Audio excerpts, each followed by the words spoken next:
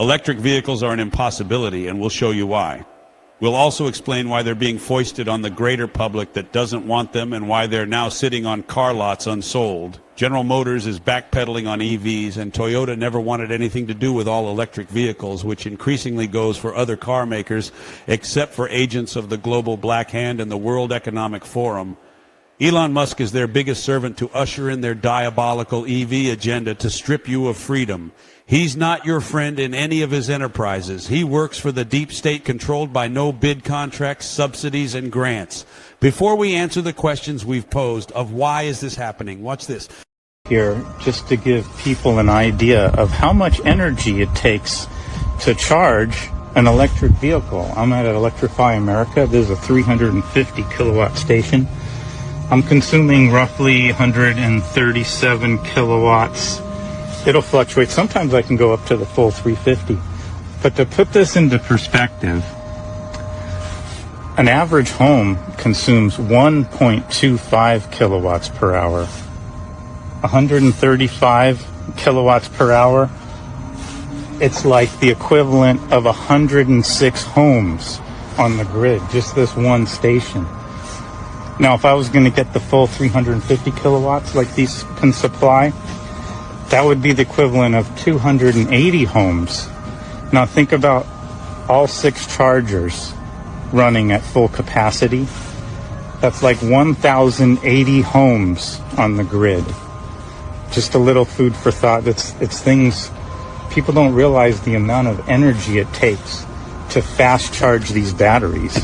It's a huge amount of electricity, and now you understand why the electric companies can't even supply that much power to one spot. It's like, think of 1,600 homes and how much copper and wire that would take to supply that many houses.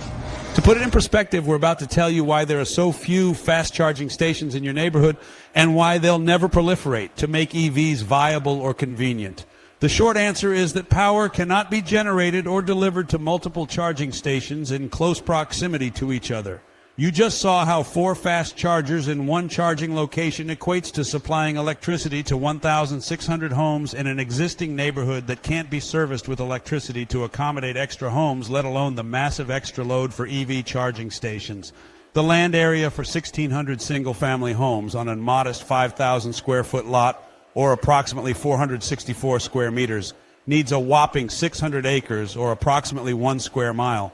Allowing for roads, sidewalks, and modest public open areas, how could double, triple, or quadruple the number of homes in that area be serviced with the required electricity? Because this is exactly what EV charging stations must do in the same area, which is an impossibility. Just one fast charging station of 4 bays consumes as much electricity as 600 acres of homes in your township, suburb, or city. Think about that. Now think how many gasoline stations service your area. Now replace them with one EV fast charging station. If most people in your area were to own an EV, you'd be lining up for hours or days in the absence of a plethora of charging stations in close proximity to each other, which is an impossibility without massive infrastructure spending and power sources that don't rely on the sun shining and wind blowing in the absence of reliable and plentiful power from coal or nuclear. The crazy net zero carbon commitments means reduced or no coal. And forget nuclear in most nations, that won't allow it. Project this EV charging station debacle city and nationwide. Do you see the mammoth extent of the power generation and transmission problem? There isn't enough power generation, infrastructure, and copper that can ever charge the EVs. And this brings us to the real reason governments want EVs to replace national fleets of internal combustion engine vehicles. In the near future, governments have no intention of allowing you to travel freely and unmolested where you wish and when you wish. That's the whole purpose of EVs that are hooked up to the grid and cloud and regulated by the government. It's all about eventually robbing you of your freedom of movement and personal freedoms. Getting rid of personal transport can't be done without massive backlash, so they're going to do it incrementally via EVs, and eventually their use will be restricted by the mile-traveled taxes. Geofencing will determine where and when the vehicle can be used. In the final phase, there will be no private vehicle ownership with cities serviced by autonomous self-driving vehicles. It's why the taxi industry had to go, and we saw the rise of Uber-like guerrilla taxi services without a whimper from governments who previously vigorously regulated taxis. Elon Musk is the World Economic Forum's poster boy for this system.